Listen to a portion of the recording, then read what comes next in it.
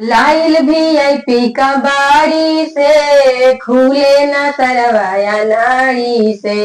लाइल VIP का बाड़ी से खुले न सरवाया नाड़ी से। आना पढ़ गंवारे भक लोल नियन बोलाता। नंबर वाला VIP सालाई रिच से खोलता। नंबर वाला VIP सालाई रिच से खोलता। धीरे से बैठ गइल चौका पे आके।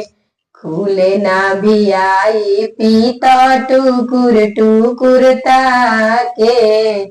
धीरे से बैठ गइल चौका पे आके।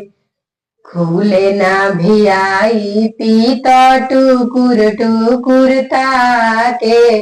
जुड़ गइल रिश्ता भिखारी से सरवा सलाया नाड़ी से।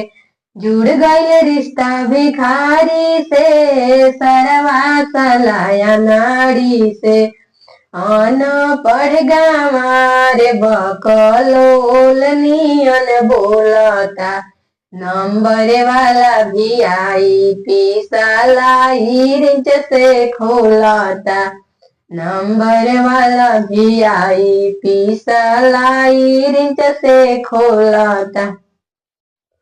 दोस्तों, आप सबको ये गीत कैसी लगी कमेंट में जरूर बताइएगा। गीत अच्छी लगी हो तो वीडियो को लाइक शेयर सब्सक्राइब करिएगा। ये तिलक के गीत है जो हम लोग गाते हैं तिलक चढ़ते समय। तो आप लोगों को ये गीत कैसी लगी कमेंट में जरूर बताइएगा। लाइक